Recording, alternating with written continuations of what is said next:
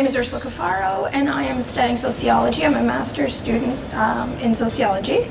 I chose Laurentian primarily because it's small, and I know that at the graduate level you'll always get a little bit more access to your professors and things like that, but it is so much so here.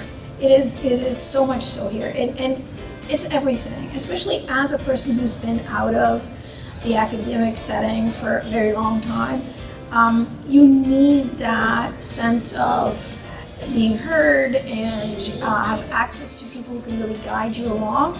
That's critical, and I think that even for undergraduate students, you have to ask for what you need, but once you ask, you're not turned away. You're not, you're encouraged. You're encouraged to ask, and you're encouraged to be a participant in your own education. The day in the life for me is it's pretty regular, going to class, doing assignments. You have to balance it, right? So you have to do other things. So being outside, taking walks, walking my dog, eating good food, staying healthy, sleeping is huge. The research that's going to inform my master's thesis is actually on the older adult group. So it's 90 plus elders. I find this age group is really, really interesting because you can't deny the vibrancy that they still have and the resilience that they have gone. Their history is so long. They've gone through a lot. They've lost children, they've lost siblings, they've lost spouses, and yet, they're resilient. They figure it out. They keep going. Elders are such teachers, and just looking at their lives really informs us younger folks, where there's time to actually look at it and fix it, and not have that regret. Regret is in retrospect. So you understand regret in retrospect, and it's kind of on a decision that you made that you wish it was different.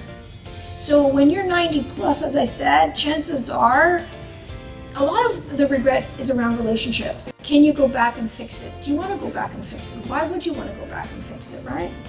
Things like, financial things. When you, for example, if you invested in something that didn't turn out the way you wanted it to, you could regret that. But you could also say, okay, what did I learn from it? In terms of your health, I find a lot of regret even as you age to say, geez, I wish I worked out more. I wish I took walks more. I wish Again, when you're 90 plus, you can only address that to a certain degree, but you can certainly address that when you're younger.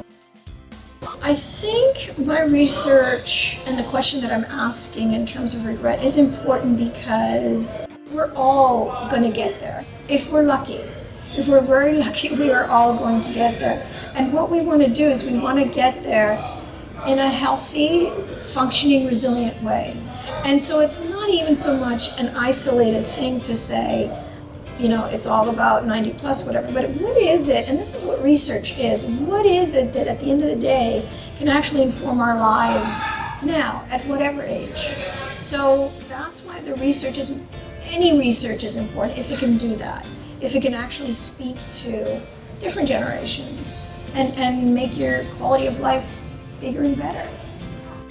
What is it that holds us back? You hear a lot about this, being fearless, but let's face it, you will always have fear. It's actually having that fear, but doing it whatever you need to do anyway. That's kind of, if you have a regret minimization plan, that would be it. Okay, I see you fear, I feel it, but I'm gonna do what I want to do anyway.